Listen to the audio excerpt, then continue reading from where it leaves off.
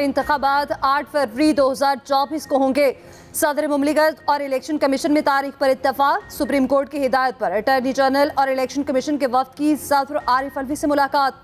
ऐवान सदर के ऐलामी के मुताबिक आम इंतखाबात 8 फरवरी बरोज जुमेरात को कराने पर इत्तफाक हुआ। इलेक्शन कमीशन ने अपने ऐलामिये में भी इसी तारीख पर इत्तफाक का बताया। मुलाकात में इलेक्शन कमीशन ने सदर को तहरीरी तौर पर 11 फरवरी को आम इंतखाबात कराने की तजवीज़ की 3 तारीखें सामने रखी। 28 जनवरी, 4 फरवरी और 11 फरवरी को इलेक्शन कराने की तजवीज़ दी। राय दी 11 तारीख मौसू है। इलेक्शन कमीशन सुप्रीम कोर्ट में सुबह जवाब जमा कराएगा। सुप्रीम कोर्ट में इलेक्शन केस की समाअत आज होगी।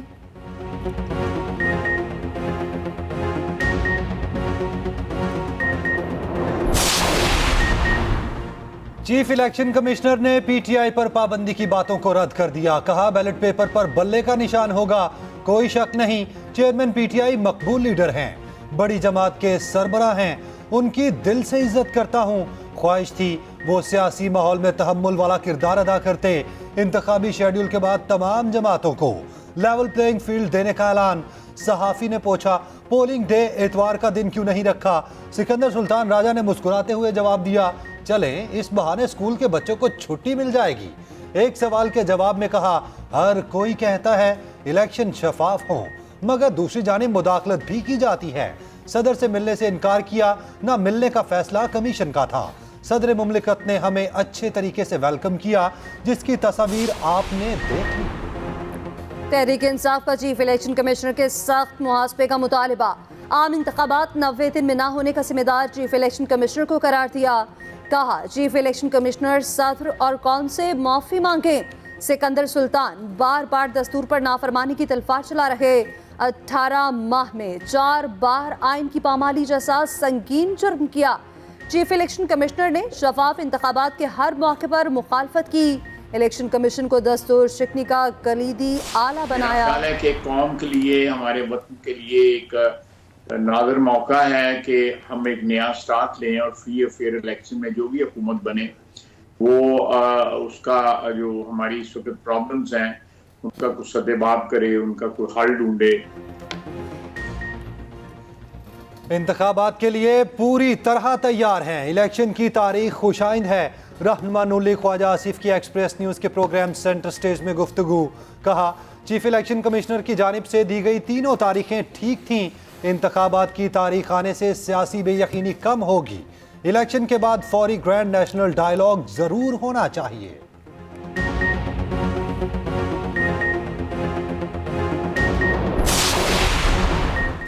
इलेक्शन का ऐलान हो गया। अब हम और आप मैदान जंग पे हैं। अब दिखाएंगे अब आप हमारा मैंडेट कैसे चोरी करते हैं। मौलाना फजल रहमान ने खबरदार कर दिया। कहा 2018 में हमारा मैंडेट चोरी किया गया, हमने इस्राएली एजेंट का मुकाबला किया। अब इलेक्शन में 2 बार मुकाबला होगा। अमेरिका को बताना चाहते हैं कि आपकी मर्जी से इक़्तिदार में नहीं आना चाहते।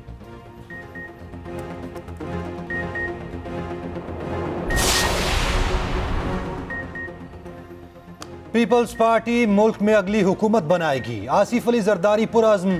कारकुनान से मुलाकात में कहा जियालो ने हर दौर में चैलेंजेस को कबूल किया। हर कारकुन मुल्क में अवामी हुकूमत के क़याम के लिए पुरअज़्म है। आसिफ जरदारी और बिलावल का आइंदा हफ्ते लाहौर आने का इम्कान।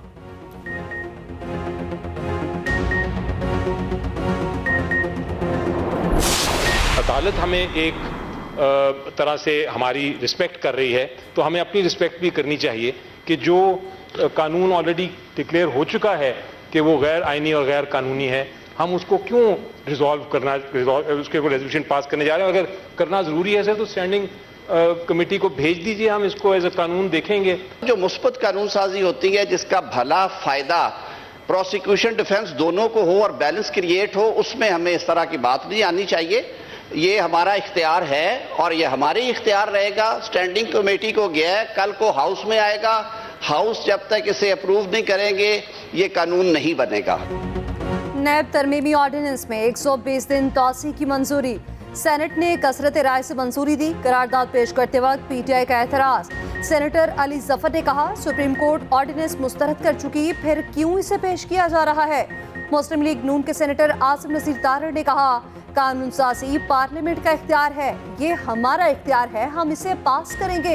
इरफान सिद्दीकी बोले, नैब कानून सिर्फ पार्टियां तब्दील करवाने के लिए इस्तेमाल होता है। सेनेटर मुशाहिद हुसैन ने कहा, पीटीआई दौर पे नैब मुस्लिम लीग नून के खिलाफ इस्तेमाल हुआ। सेनेट का इजलास सुबह 11 बजे तक मुलतवी।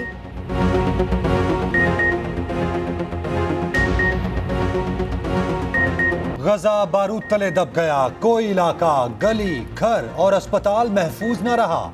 स्कूल पर फास्फोरस बम बरसा दिए गए। अल शतीक कैंप में अक़वाम मुत्तहिदा के तहत चलने वाले स्कूल पर फास्फोरस हमला। स्कूल में हजारों बेगुनाह फलस्तीनी पनाह लिए हुए हैं। मुतादिद अफराद के शहीद और जख्मी होने की इतलात।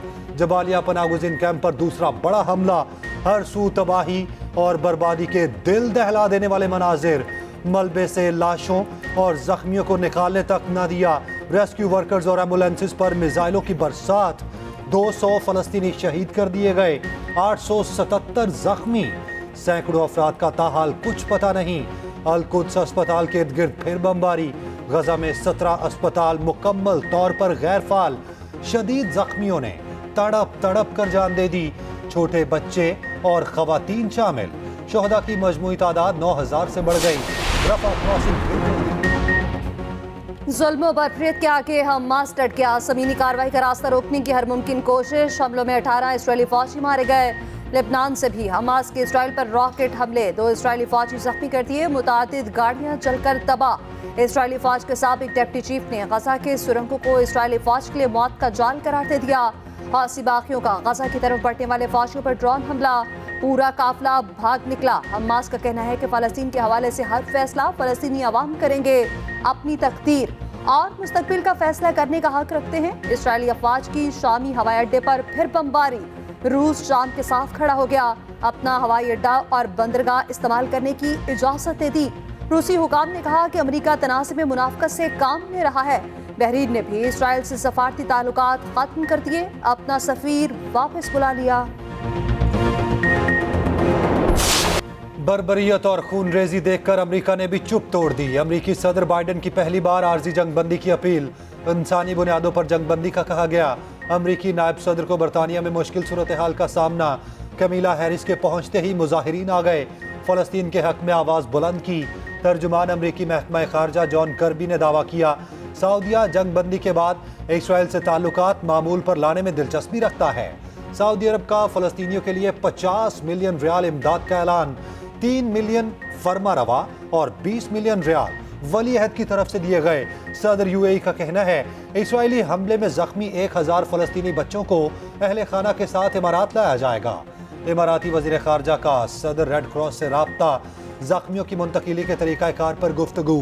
डॉक्टर्स विदाउट बॉर्डर्स का कहना है, गजा पट्टी पर 20,000 से जायद जख्मी महसूर हैं।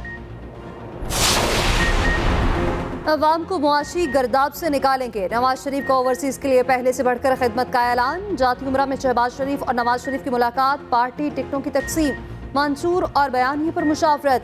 मरियम नवाज और सुलेमान शहबाज भी मुलाकात में मौजूद थे।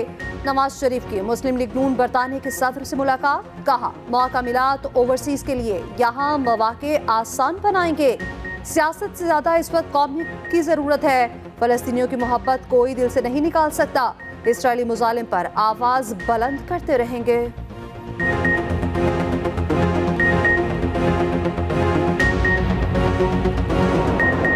IMF हुकूमती कारकर्दगी से मुतमईन, ताउन जारी रखने का इंदिया। वजीर खजाना शमशाद अख्तर की IMF मिशन चीफ की क़यादत में वफ्द से मुलाकात।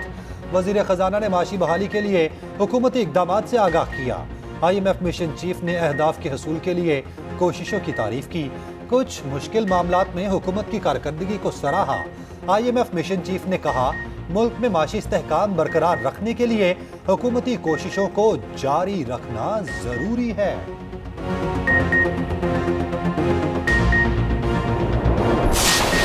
का तिब्बी मायना भी उनका किया, उनसे बातचीत की और मुझे आपको बताते हुए इंतहाई खुशी है कि वो बिल्कुल बशाश और अच्छी सेहत में नज़र आ रहे थे।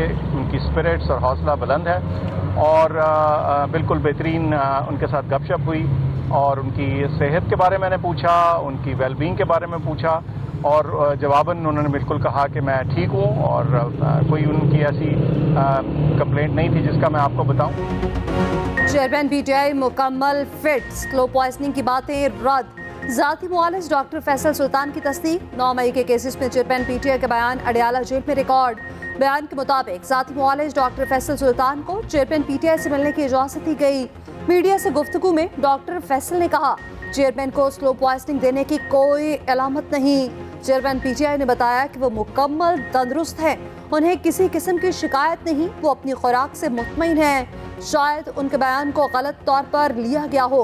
पीटीआई के वकील हामिद खान ने कहा कि चेयरमैन पीटीआई की सेहत के लिए सब फिक्रमंद हैं। पीटीआई को लेवल प्लेइंग फील्ड नहीं मिल रहा। शाह महमूद कुरैशी की जेल पे तबीयत खराब, अस्पताल मुंतकिल करने की इजाजत।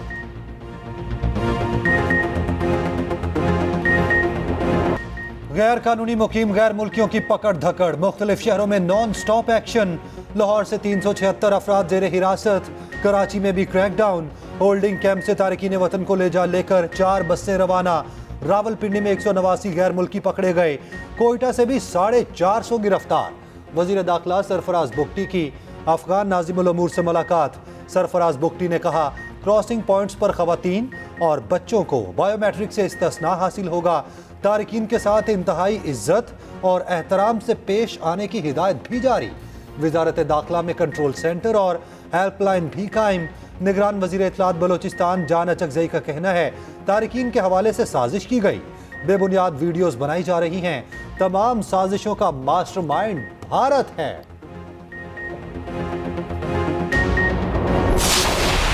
भारत ने श्रीलंका को रौंद दिया। पूरी लंका 55 रन पर ही ढा दी। 302 रन के बड़े मार्जिन से शिकस्त।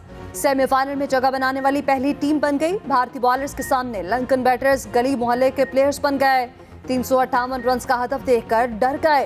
5 खिलाड़ी 0 पर ही आउट। किशोर राजीता 14 रन बनाकर टॉप स्कोरर रहे। मोहम्मद शामी की तबाहकुन बॉलिंग 18 रन देकर 5 खिलाड़ियों को आउट किया। विराट कोहली और शुभमन गिल सेंचुरियां बनाते बनाते रह गए। श्रेयस अय्यर की धुआंधार बैटिंग।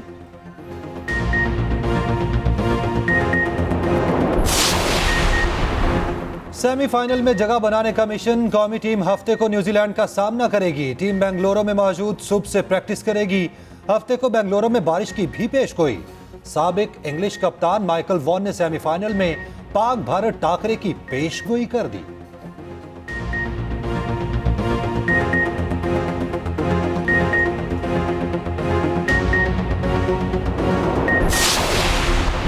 मैनेजमेंट पोजीशन पर ब्यूरोक्रेट्स की तनख्वाहों और मरात में बड़ा इजाफा।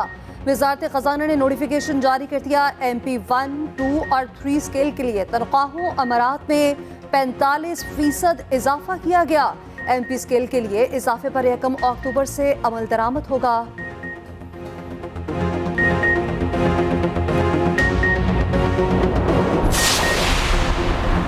नादहिंदगान के फोन ब्लॉक करने का फैसला। वफाकी हुकूमत इन एक्शन।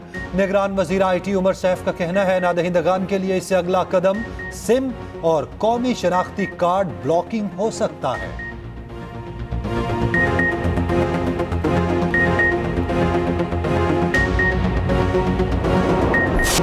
टेनिस स्टार ओंसापुर गजा के मसलूम फलस्तीनियों का जिक्र करके आबदीदा। टेनिस एसोसिएशन टूर्नामेंट की फातेह ओंसापुर ने इनामी रकम फलस्तीनियों के नाम कर दी। ट्यूनिस की स्टार खिलाड़ी ने कहा, गजा की सूरत हाल पर जश्न नहीं मना सकती।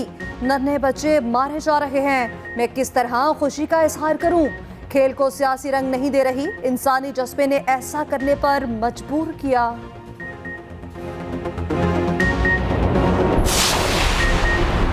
अमीर जमात इस्लामी सिराजुल हक का कहना है, गजा में हजारों मुसलमान शहीद हो चुके, अस्पताल और स्कूल मिसमार कर दिए गए।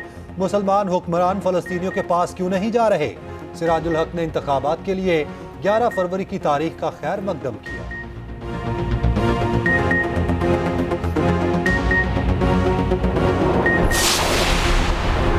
मुसलमान मसला फ़लस्तीन पर एक हो जाएं, ये फ़लस्तीनियों का नहीं हमारा इम्तिहान है। रहनुमा MK मुस्तफ़ा कमाल का JUI के तूफ़ान उल अक़सा सिंध मार्च से खिताब। कहा जुल्म सहने वाले जुल्म खत्म नहीं कर सकते। फलस्तीन को आजाद कराना है तो अपने घर को ठीक करना होगा।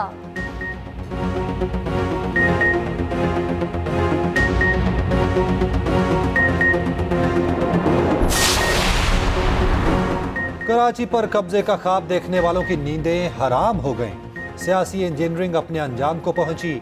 एमकेएम कन्वीनर खालिद मकबूल सदीकी की लियाकताबाद में कारकुनान से गुफ्तगू। कहा मुत्तहिदा की सफ़ों में इत्तेहाद शहरी सिंध की बका का जामिन है। 2018 की तरह गैर मुकामी अफराद को मुसल्लत नहीं होने देंगे।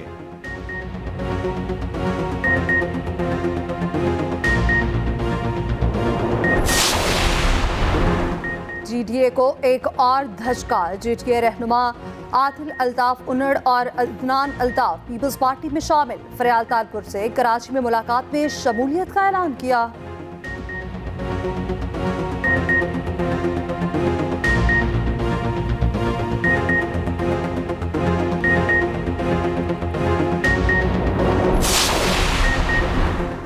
आम इंतखाबात की तारीख का ऐलान खुशाइंद है। तर्जुमान इस्तेहकाम पाकिस्तान पार्टी फिरदौस आशिक अवान का कहना है जहांगीर तरीन ने सियासत में नया अंदाज मुतारिफ करा दिया। हमारा इंतखाबी निशान शाहीन है। मुल्क को आगे ले जाने के लिए हमारा साथ दें।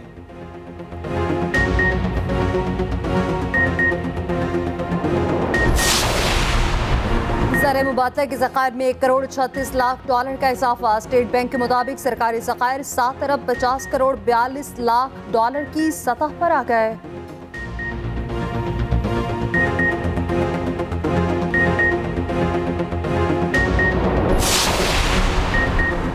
वज़ीर आला पंजाब मोहसिन नकवी की ज़ेर सदारत इजलास। पंजाब में गैर कानूनी गैर मुल्कियों के खिलाफ ऑपरेशन का जायजा। कार्रवाई तेज करने पर इत्तफाक। तारिकीन की सहूलतकारी करने वालों के खिलाफ कार्रवाई का भी फैसला। मोहसिन नकवी ने कहा गैर कानूनी मुकीम अफराद की मदद करने वालों को रियायत नहीं मिलेगी।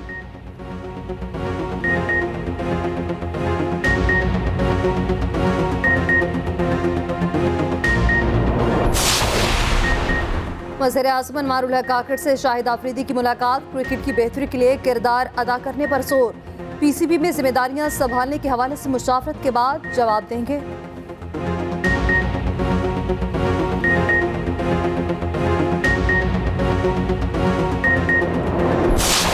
और मकतूल पंजाबी गुलकार सिद्धू मूसेवाला की जिंदगी पर फिल्म बनेगी। फिल्म किताब पर मबनी होगी। मूसेवाला की पूरी जिंदगी और कत्ल से पर्दा उठाया जाएगा।